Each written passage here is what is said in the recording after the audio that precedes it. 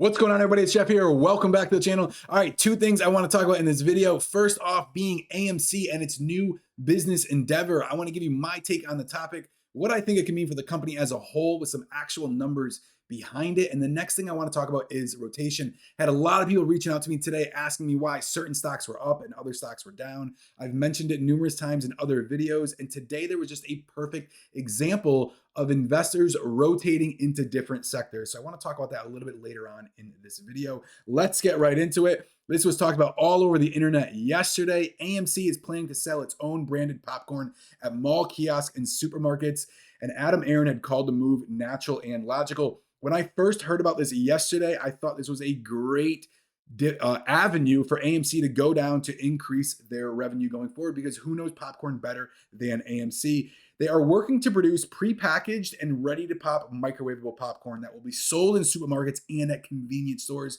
There are over 10,000 locations in the United States, making this insanely accessible. Also, who doesn't have a box of microwavable popcorn on their shelf? And when you think about this, I already have the movie theater butter. You can expect me to be buying AMC's popcorn going forward. And before we talk a little bit more on this topic, there is one thing I want to mention when it comes to popcorn in my family, and it is about my 4-year-old son. I am currently going through two struggles right now. The first one is getting him to wear long sleeve shirts or sweatshirts and pants. The little boy does not want to give up his shorts and short sleeves, but here in the Northeast, especially this morning, it was 27 degrees.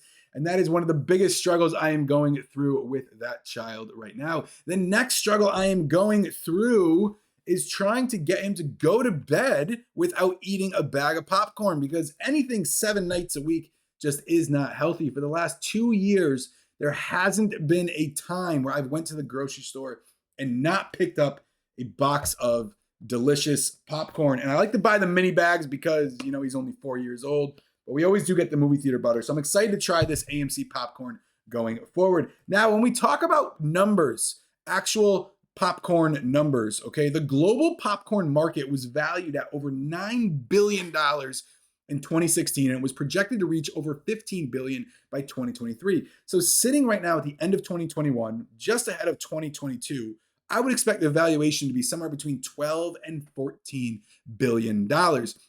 And as you saw, I had a box of Orville Redenbacher here. And there's only a couple different brands of popcorn, especially you see at my local supermarkets. You've got Pop Secret. I think there's like Act 2, which is a cheaper brand. And then you've also got that Jolly Butter, which I think it's the orange one, which is a little bit cheaper, but that one will blow up butter all over your microwave. So we never get that one. But there isn't an insane amount of competition when it comes to popcorn. So you can think, and while this is the global popcorn market, and they're only planning on doing this in the United States, if AMC can just get a little piece of the pie, it will do wonders for their top line revenue, because you can see pre-pandemic they were sitting at between $5 billion and $5.5 billion in revenue. So just a piece of this could increase their revenue anywhere between as a low of, let's say, 2% all the way up to potentially 6-7%. If they can really get it into the stores, get the production down, and get this popcorn moving. And like I said, that'll probably be the only popcorn I buy for the little guy until eventually he no longer likes popcorn, because that's just what happens with children. So I am excited to see that. If you want to take a look at AMC closing strong, it actually just closed a minute ago, 41.70 on the day, up over 4%, especially for a Friday. I even tweeted, I was like, it doesn't even feel like a Friday today. If we look at where we stand on the daily chart, we're still curling around. We're holding above that 50-day moving average as we bounced off of it yesterday. Might be looking for another little move to the upside. We're making a higher low as we're curling again. All right, we're going to probably retest that $43, $44 level. Might take another time to break through before we can even move up to the upside again. I do also want to point out this tweet right here from Charles Payne, breaking news, Market Minute, which is the woman right here. She actually retweeted herself. It says AMC through 45 and it's to the moon. And like I said, once you get above that $45 level, it'll be a straight shot quick up to that $52, $53 level going forward. Now let's talk about rotation. All right. And first thing I want to talk about is this stock right here, Moderna. Absolutely beaten down. And a lot of people had saw yesterday as it was actually crushed from that $350 level, thinking it was going to come back a little bit, and it got crushed absolutely again. And one thing I want to talk about when it comes to not just Moderna, okay, but Moderna is known for the COVID vaccine. They're not like Pfizer where they have a ton of drugs in their pipeline. This was their bread and butter. And naturally, the COVID is kind of, and I don't mean this from like a uh, medical standpoint, but just, like the theme of COVID is slowly fading away.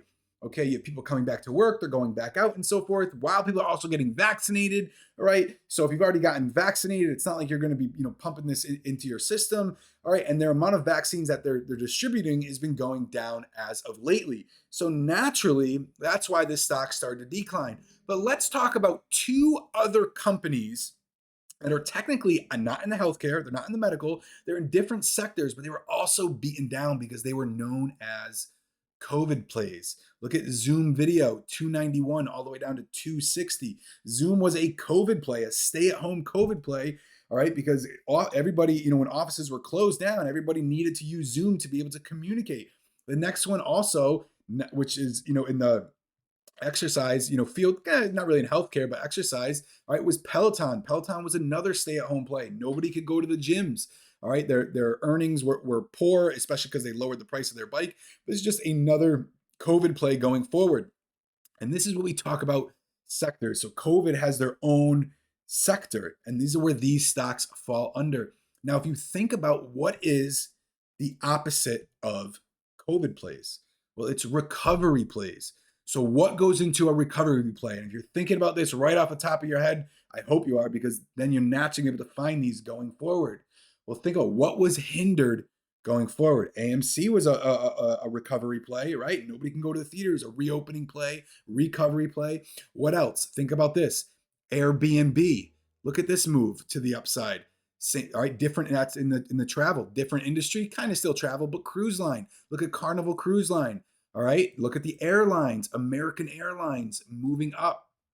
Lastly, I think I had one more on here. Oh, it might have been, no, that was just those three. But then also AMC, a little bit of a recovery play, even though a little bit different of a chart. But the point of behind this is when you're asking why certain stocks are up and why certain stocks are down, try to put them together in specifics. Okay, now there is definitely sectors when it comes to the cruise line sector, the airline sector, all right, travel and leisure, and so forth. And when it comes to the healthcare and stuff like that, absolutely. But that's why these two, sectors were completely different. One was getting pulled on really hard, and one was being boosted. And even though it involves different companies from different industries and backgrounds, that's why these stocks were beaten down. And I do continue to see some of these COVID plays. They're going to get a little bit of bounces as we go forward. But naturally, COVID is just not a hot topic anymore when it comes to on the investor side.